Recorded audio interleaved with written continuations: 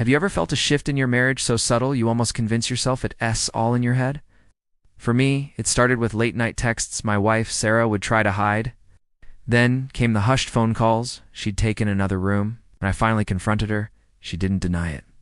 Instead, she looked at me, her eyes filled with a strange mix of guilt and defiance, and said, "I'm not cheating on you. I'm just being emotionally honest with someone. Emotionally honest." The phrase hung in the air between us, cold and sharp. She told me about Mark, a coworker who just gets her. They shared dreams. Fears and frustrations she no longer shared with me. She said it was a connection she'd been missing. A space where she could be her true self. She insisted it was purely platonic, that I was overreacting. But how could I be overreacting when the woman I loved was building an intimate world with another man? A world I wasn't invited into. I tried to understand. I really did.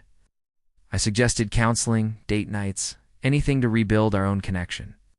I asked her, "Can you be emotionally honest with me? Can we find that space together again?" She'd agree, but her heart wasn't in it.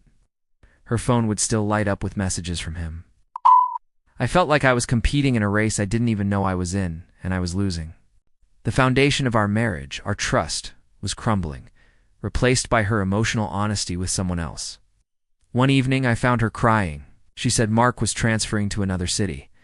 Through her tears, she confessed how much she'd missed their talks, their special bond.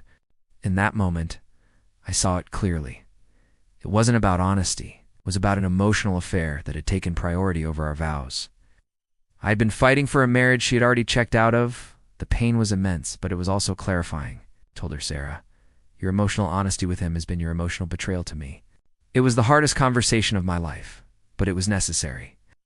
Our marriage couldn't survive on the sidelines of another relationship. We decided to separate. It's been a long, difficult journey, learning to heal and rebuild my life.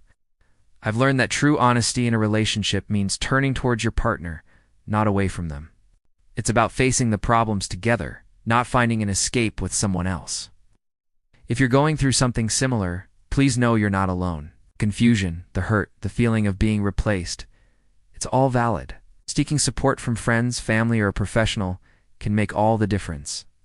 Rebuilding trust in yourself is the first step toward a new beginning. Thanks for listening to my story. If this resonated with you, please consider subscribing for more real-life stories and discussions. Take care.